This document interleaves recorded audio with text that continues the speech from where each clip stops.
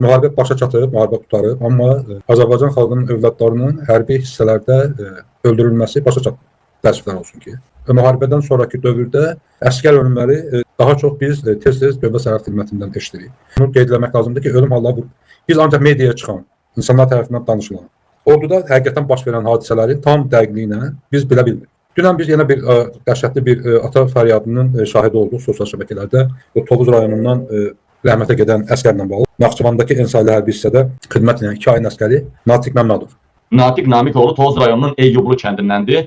Ən yaralı yerimiz budur. 2 ayda Müdafiə Nazirindən 5 dəfə balaca, 10 dəfə balaca qurum Dövlət Sərhəd Xidmətinin 2 ay ərzində ölən hərbiçilərinin sayı Müdafiə Nazirliyində 4 ildə qeyri-döyüş şəraitində ölənlərdən çoxdur.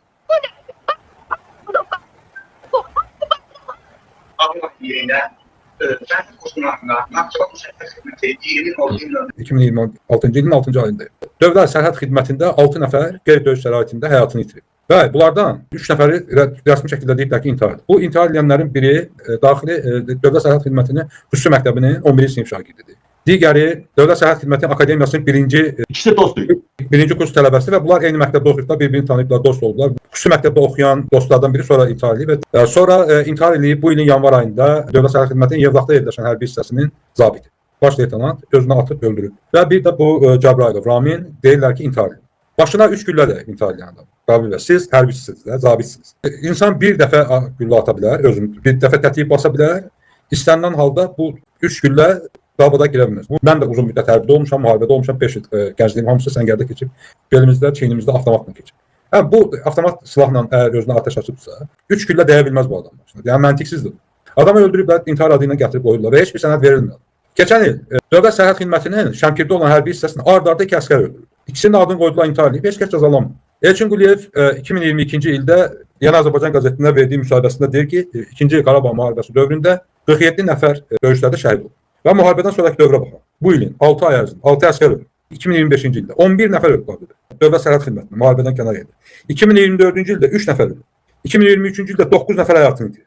2022-ci ildə 32 nəfər müharibə olmayan ölkədə Dövlət Sərhəd Xidmətində 32 nəfər ölüm hadisəsi oldu.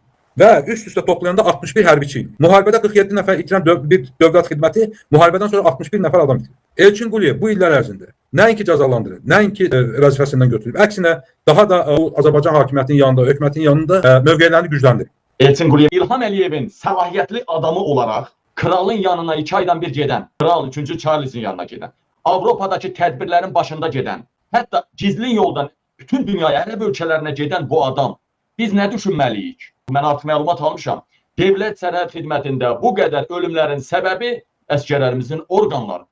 Orqan qanunla analiz verirmi? Ay savur, şprislərlə çəkirlər. Hansı şeyxə, hansı krala, hansı dünyanın böyük ailələrinin hansı adamına, hansı orqan yarayırsa, əsgərdir də orada. Öldürüb verirlər. İlham Əliyevin ən güvəndiyi adam kimi. Yadınızda Britaniya yayımladı, mən verdim efirə, Amerika. Epşteynə ən çox uşaq daşıyan İlham Əliyevin qudası Araz Emin Ağalar oğulları olubdu.